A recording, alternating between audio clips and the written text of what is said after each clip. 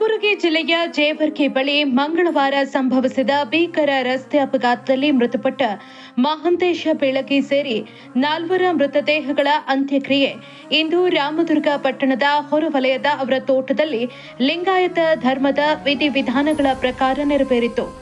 ಮಹಂತೇಶ್ ಬೆಳಗಿ ಅವರ ಜೊತೆಗೆ ಅಣ್ಣ ಸಿದ್ದರಾಮಪ್ಪ ಅವರು ಅಗ್ನಿ ಸ್ಪರ್ಶ ಮಾಡಿದರು.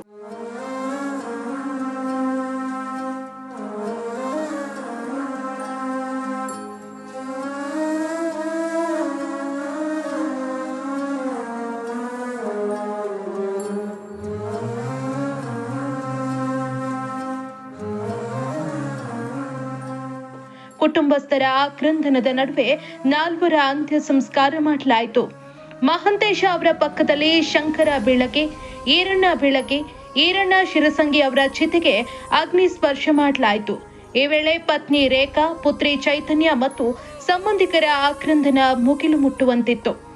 ಇದಕ್ಕೂ ಮುನ್ನ ಶಾಸಕ ಅಶೋಕ ಪಟ್ಟಣ, ಜಿಎಸ್ ಪಾಟೀಲ್, ಮಾಜಿ ಶಾಸಕ ಮಹದೇವಪ್ಪ ಯಾದವಾಡ, ಪ್ರಾದೇಶಿಕ ಆಯುಕ್ತೆ ಕೆಎಂ ಜಾನಕಿ, ವೈಎಸ್ ಪಾಟೀಲ, ಶಿವಾನಂದ ಕಾಪಶಿ, ವಿಜಯ ಮಹಂತೇಶ, ಸುರೇಶ್ ಇಟ್ನಾಳ್, ವೈಶಾಲಿ, ರವಿ ಚಣ್ಣಣ್ಣವರ, ಯಶೋಧ ವಂಟಗೋಡಿ, ಚನ್ನಬಸವಣ್ಣ ಲಂಗೋಟಿ, ಡಾಕ್ಟರ್ ಭೀಮಾಶಂಕರ ಗುಳೇದ, ಹಣಮಂತ ರಾಯಪ್ಪ, ರಿಷಂತ್, ಯಶವಂತ ಗುರಿಕಾರ, ಗಂಗಾಧರ ಸ್ವಾಮಿ, ಗೋವಿಂದ ರೆಡ್ಡಿ, ಪದ್ಮಾ ಬಸವಂತಪ್ಪ, ಶಶಿಧರ ಕುರೇರ ಸೇರಿದಂತೆ 50ಕ್ಕೂ ಅಧಿಕ ಐಎಎಸ್, ಐಪಿಎಸ್, ಕೆಎಎಸ್ ಅಧಿಕಾರಿಗಳು ಹಾಜರಿದ್ದು ಅಂತಿಮ ದರ್ಶನವನ್ನ ಪಡೆದರು.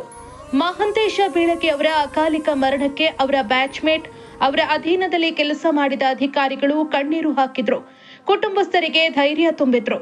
ಇದೇ ವೇಳೆ ಪುತ್ರಿ ಚೈತನ್ಯಗೆ ನೀನು ಐಎಎಸ್ ಅಧಿಕಾರಿಯಾಗಬೇಕು, ಒಳ್ಳೆಯ ಹೆಸರು ಸಂಪಾದಿಸಬೇಕು, ದಕ್ಷ ಆಡಳಿತದ ಮೂಲಕ ಜನಮೆಚ್ಚುಗೆ ಗಳಿಸಬೇಕು, ಆ ಮೂಲಕ ತಂದೆಯ ಆತ್ಮಕ್ಕೆ ಶಾಂತಿ ಸಿಗುವಂತೆ ಮಾಡಬೇಕು ಅಂತ ಹರಸಿದ್ರು.